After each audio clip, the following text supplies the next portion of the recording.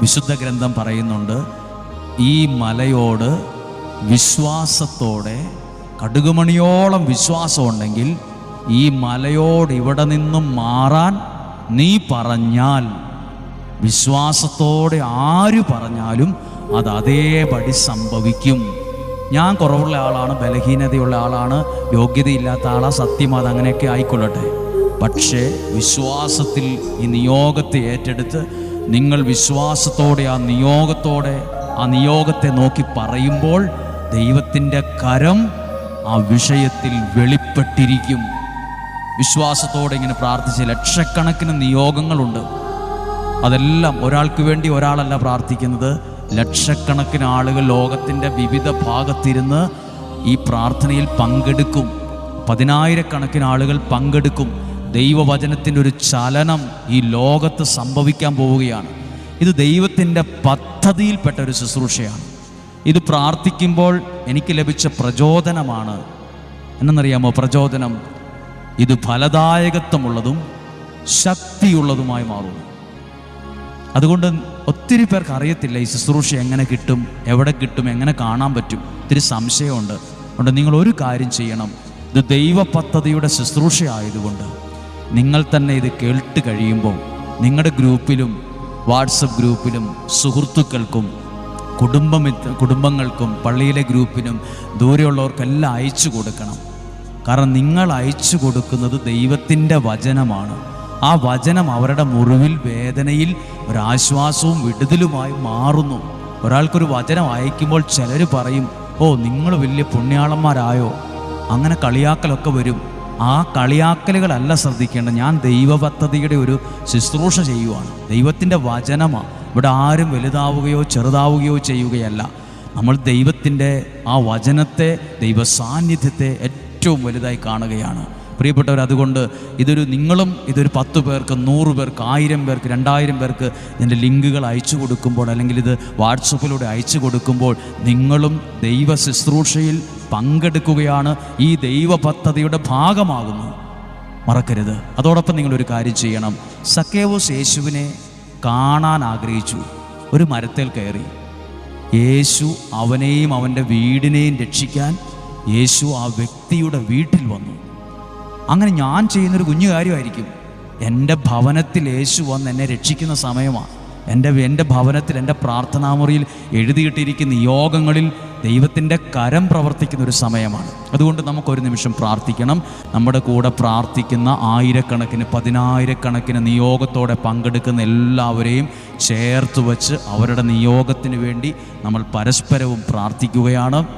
കാരണം ഇത് പരിശുദ്ധാത്മാവ് ശക്തമായി ഏറ്റെടുത്തു. നമ്മളൊരു കത്ത് ഒരു ഓഫീസിൽ കൊടുക്കുമ്പോൾ അത് വായിച്ചു നോക്കിയിട്ട് ഒപ്പിട്ട് തരില്ലേ, അതുപോലെ നമ്മളൊരു ശുശ്രൂഷ ലോകത്തിലേക്ക് ഇങ്ങനെ കൊടുത്തപ്പോൾ ദൈവം അത് ഒപ്പിട്ട് സ്വീകരിച്ചതിൻ്റെ അടയാളമാണ് ഈ പ്രാർത്ഥനയിൽ ലക്ഷങ്ങൾ കാണാനിടയായി, പ്രാർത്ഥിക്കാൻ തയ്യാറായി എന്നുള്ളത്.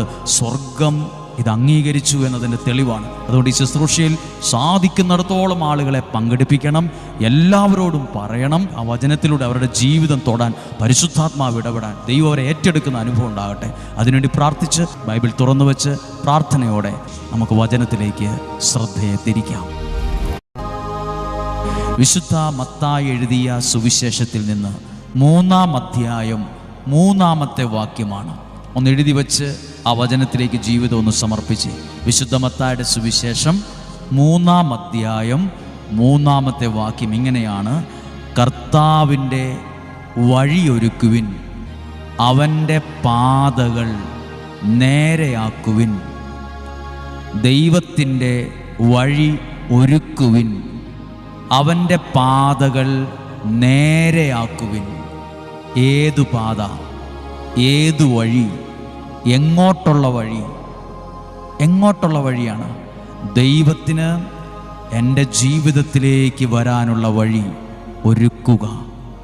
ദൈവത്തിന് എൻ്റെ ജീവിതത്തിലേക്ക് വരാനുള്ള പാതകളെ നേരെയാക്കുക. നിൻ്റെ ഭവനത്തിലേക്ക്, നിൻ്റെ നിയോഗങ്ങളിലേക്ക് ദൈവത്തിൻ്റെ സാന്നിധ്യം ഇറങ്ങാനുള്ളൊരു പാത നേരെയാകാൻ പോകുകയാണ്.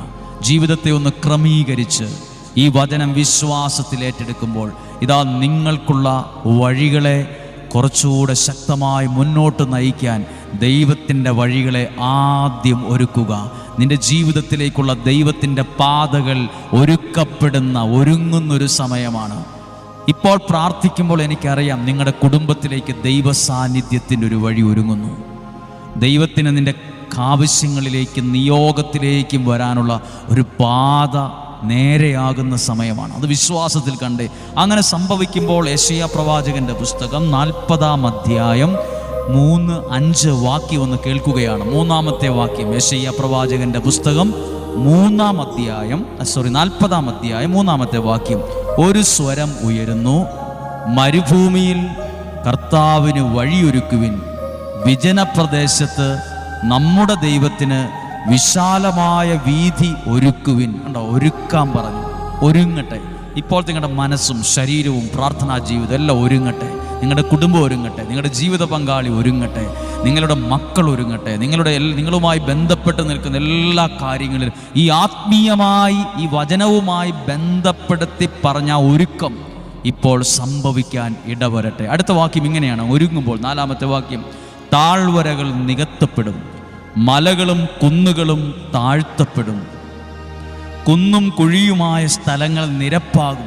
അപ്പോൾ അവിടുത്തെ സിറ്റുവേഷൻ എഴുതിയിട്ടുണ്ട്. ഇപ്പോൾ ഉള്ളത് താഴ്വരയാണ്, ഇപ്പോൾ ഉള്ളത് മലകളും കുന്നുകളുമാണ്, പിന്നീടുള്ളത് വലിയ കുഴികളാണ്, ദുർഘട പ്രദേശമാണ്. ഇതൊക്കെ എഴുതിയിട്ടുണ്ട്.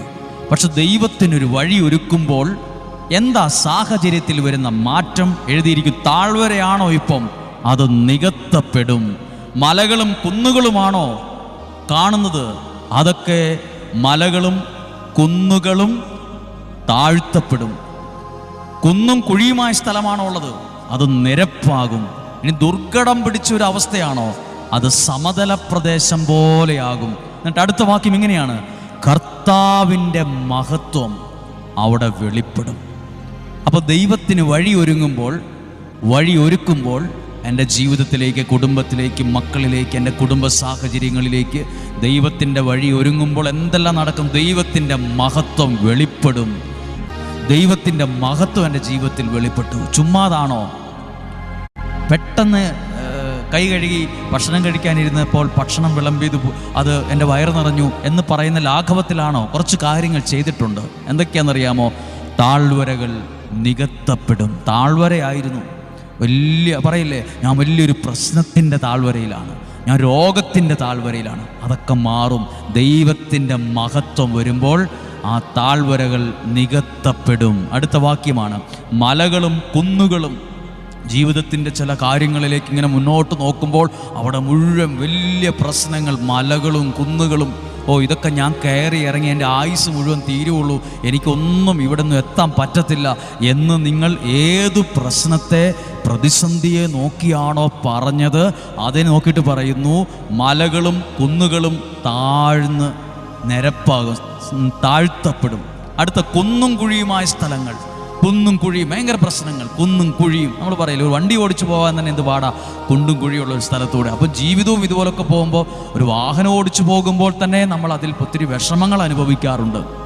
അങ്ങനെങ്കിൽ കുന്നും കുഴിയുമായ ജീവിത സാഹചര്യങ്ങളെ നേരിട്ട് പോകുമ്പോഴോ ബൈബിൾ പറയുന്നു, വിശുദ്ധ ഗ്രന്ഥം പറയുന്നു, കുന്നും കുഴികളും ഒക്കെയാണോ, സാരമില്ല, അതൊക്കെ നിരപ്പാകും. ദുർഘട പ്രദേശം, ദുർഘടം പിടിച്ചൊരവസ്ഥയാണോ, അത് സമതലമാകും. അതിനെല്ലാം എഴുതിയിട്ടുണ്ട്. ദൈവത്തിൻ്റെ മഹത്വം വെളിപ്പെടും. ദൈവത്തിൻ്റെ മഹത്വം വെളിപ്പെടും.